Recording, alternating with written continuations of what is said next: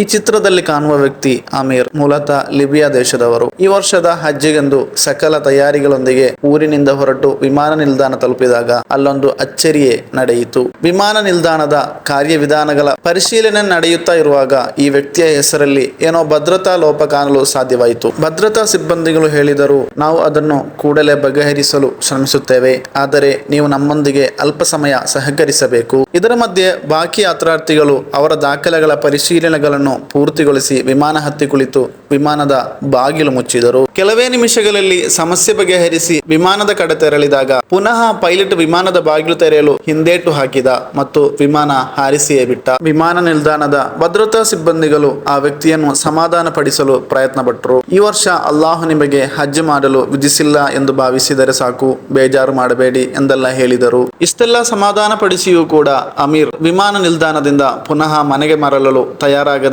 ಅವರಲ್ಲಿ ಹೇಳುತ್ತಾರೆ, ನಾನು ಹಜ್ಜಿಗೆ ಹೊರಡಲು ಉದ್ದೇಶಿಸಿ ಹೊರಟು ಬಂದಿದ್ದೇನೆ. ಅಲ್ಲಾಹು ಅನುಮತಿ ನೀಡಿದರೆ ನಾನು ಹೋಗುವೆನು ಇನ್ಶಾ ಅಲ್ಲಾ. ಇದಾದ ತಕ್ಷಣವೇ ಪೈಲಟ್ನ ಕಡೆಯಿಂದ ವಿಮಾನ ನಿಲ್ದಾಣಕ್ಕೆ ಫೋನ್ ಕಾಲ್ ಬಂತು. ಈಗಾಗಲೇ ಅಲ್ಲಿಂದ ಹೊರಟ ವಿಮಾನಕ್ಕೆ ಏನೋ ತಕರಾರಿದೆ, ಕೂಡಲೇ ಮರಳಿ ಬರಲಿದ್ದೇವೆ, ವ್ಯವಸ್ಥೆ ಕಲ್ಪಿಸಿ ಎಂದಾಗಿತ್ತು ಆ ಫೋನ್ ಕಾಲ್. ಅದೇ ರೀತಿ ವಿಮಾನ ಮರಳಿತು. ತಕ್ಷಣವೇ ವಿಮಾನದ ತಕರಾರು ಪರಿಹರಿಸಲಾಯಿತು. ಆದರೆ ವಿಮಾನದ ಬಾಗಿಲು ತೆರೆಯಲು ಪುನಃ ಪೈಲಟ್ ಒಪ್ಪುವುದಿಲ್ಲ.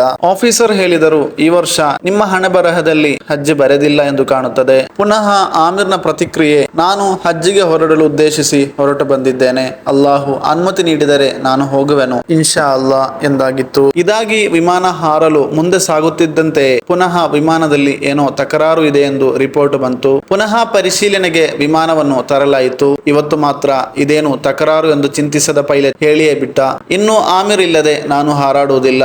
ಅವರು ಬಾಗಿಲು ತೆರೆದು ಆಮಿರ್ನನ್ನು ಒಳಗೆ ಸೇರಿಸಿ ಸೇಫ್ ಆಗಿ ಹಾರಾಡುತ್ತಾ ಮಕ್ಕಾ ತಲುಪಿದರು. ಈ ಒಂದು ಘಟನೆ ಮುಸ್ಲಿಂ ಉಮ್ಮತ್ತಿಗೆ ಹೇಳಿಕೊಡುವ ಹಲವಾರು ಪಾಠಗಳಿವೆ. ಒಬ್ಬ ಅಲ್ಲಾಹನ ದಾಸ ಅಲ್ಲಾಹನ ಮೇಲೆ ನಂಬಿಕೆ ಇಟ್ಟರೆ ಅದು ನಡೆದೇ ತೀರುತ್ತದೆ ಎಂಬುದಕ್ಕೆ ಇದೊಂದು ಉತ್ತಮ ಉದಾಹರಣೆಯಾಗಿದೆ. ಪವಿತ್ರ ಕುರ್ಆನಿನ ಒಂದು ಆಯತನ್ನು ಈ ಸಂದರ್ಭದಲ್ಲಿ ಎಲ್ಲರಿಗೂ ನೆನಪಿಸಲು ಉದ್ದೇಶಿಸುತ್ತೇನೆ. ಲಾ ತಕ್ನತು ಮಿರ್ ರಹ್ಮತಿಲ್ಲಾ, ಅಂದರೆ ನೀವು ಅಲ್ಲಾಹನ ಅನುಗ್ರಹದ ಮೇಲೆ ಅಥವಾ ಅಲ್ಲಾಹನ ರಹಮತಿನ ಮೇಲೆ ಹತಾಶರಾಗಬೇಡಿ. ಅಲ್ಲಾಹು ಏನಾದರೂ ಉದ್ದೇಶಿಸಿದ್ದರೆ ಖಂಡಿತ ಅದು ನಡೆದೇ ತೀರುತ್ತದೆ. ಅಲ್ಲಾಹು ನಮ್ಮ ಈಮಾನ್ ಈ ವ್ಯಕ್ತಿಯಂತೆಯೇ ತವಕ್ಕುಲ್ನೊಂದಿಗೆ ಪೂರ್ತಿಗೊಳಿಸಲಿ. ಆಮೀನ್.